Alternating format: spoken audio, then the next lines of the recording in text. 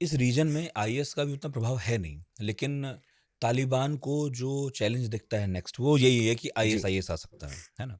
दूसरी बात वो ये आरोप भी लगा रहे हैं कि पाकिस्तान आईएस को आश्रय दे सकता है और अब पाकिस्तान ने ये बात ऑफिशियली जब कह दी है, हाँ। एक तो वो अब उन्हें तालिबान गवर्नमेंट नहीं कहते, रेजिम कहते हैं हुँ, हुँ। और वो कह रहे हैं कि हम रेजिम चेंज भी कर सकते हैं। हाँ, हाँ।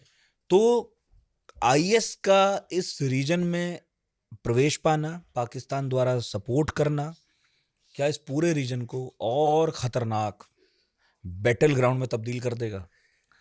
हो सकता है ये, या बस वो चिढ़ाने भर की बात है पाकिस्तान की तरफ से? इस पे मैं ज़्यादा नहीं बोलना चाहूँगा। मुझे मुत्तकी साहब जब हिंदुस्तान में थे, उन्होंने बड़ी एक अच्छा एक प्रेस कॉन्फ्रेंस में अपना एक बोला था और मेरे ख्याल से वो एक बड़ा इम्पोर्टेंट, बड़ा प्रभावी स्टेटमेंट था उनका। उन्होंने कहा कि देखिए, अंग्रेज़ों से पूछ लीजिए आप सोवियत से रूस से पूछ लीजिए, आप अमेरिका से पूछ लीजिए आप, और पाकिस्तान को ज़रूरत पड़ेगी तो कुछ दिनों के बाद आप पाकिस्तान से भी शायद पूछ लेंगे।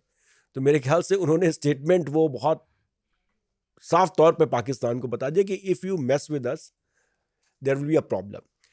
अफगानिस्तान का जो ज्योग्राफी है, उसमें आप कन्वेंशनल वॉरफेयर करके एज ले सकते हैं, लेकिन जीत नहीं सकते। हम्म। वो एक ऐसा टेरेन है जहां पर प्रॉब्लम्स हैं। दूसरा चीज़ है, जो अफगान्स हैं ये हार्ड एंड वॉरियर्स टाइप के हैं।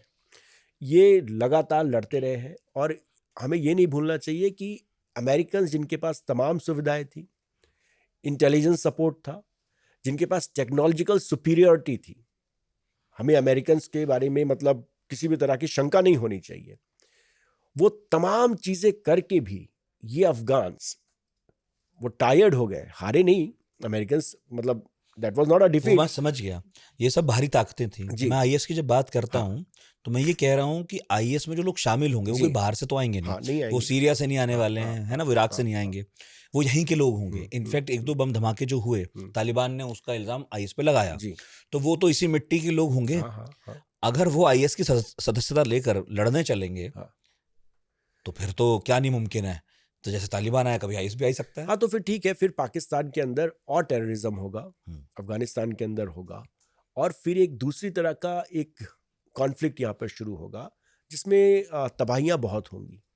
क्योंकि जो मोडस ऑपरेंडी अगर आईसिस का है, तो वो तालिबान को भी पता है, वो भी ये वॉर लड़के ही यहाँ तक आए हैं, तो इतना आसान नहीं होगा। आईएस तो और कट्टर है। हाँ, कट्टर है, लेकिन उनको भी सुसाइड बॉम्बिंग पता है, उनको भी टेररिज्म कैसे करना ये पता है, उनको सब पता है। तो ये खेल फिर बहुत गंदा हो जाएगा। हम्म। अच्छा, टीटीपी और बीएलए का भी कोई गठजोड़ है क्या इसमें, कि बलूच और पख्तून एक होकर लड़ रहे हों, ऐसा कुछ नहीं, है? ऐसा अभी हाल फिलहाल तो नहीं है। हम्म। बस बट ये है कि बलोच भी जो उनके लीडर्स हैं वो अफगानिस्तान चले जाते हैं, लेकिन तालिबान की तरफ से बलोच को उतना कोई सपोर्ट नहीं है, मतलब आइडियोलॉजिकल ना सपोर्ट है, ना उनको स्ट्रेटजिक सपोर्ट है। रशिया जो इस रीजन में बड़ा खिलाड़ी रहा है, जी। उसका कोई स्टैंड देख रहे हैं, उसका कोई बयान आया है? वो कुछ, ठीक है, हाँ, यूक्रेन में हाँ, फंसा है हाँ। लेकिन फिर भी। देखिए, रशिया चाहेगा कि अफगानिस्तान स्टेबल रहे, हम्म। और रशिया ने तालिबान को ऑलरेडी अप्रोच किया हुआ है। उनके साथ उनके डिप्लोमेटिक रिलेशंस भी ठीक बातचीत है ठाक है। बढ़िया। हाँ, हाँ। बातचीत है। तो वो नहीं चाहेंगे कि यहाँ पे किसी तरीके से अनस्टेबिलिटी आए, क्योंकि अगर यहाँ पे ये रीजन अफगानिस्तान खास करके वहाँ पे प्रॉब्लम होगी, एनार्की होगी, तो सेंट्रल एशिया को अफेक्ट करेगा, और सेंट्रल एशिया उनका जोन ऑफ इन्फ्लुएंस है। तो वो ये नहीं चाहेंगे कि अफगानिस्तान के अंदर कोई मेजर ट्रबल हो जाए, जिससे उनको सेंट्रल एशिया में ट्रबल का सामना करना पड़े। आप कमाल देखिए जियो पॉलिटिक्स का, जिस रशिया के खिलाफ ये खड़े हुए थे आज उनसे दोस्ती है, हाँ, दोस्ती है। और जिस पाकिस्तान ने उन्हें शरण दी, हथियार जो ट्रेनिंग दी अमेरिका ने, उनसे दुश्मनी है। जी।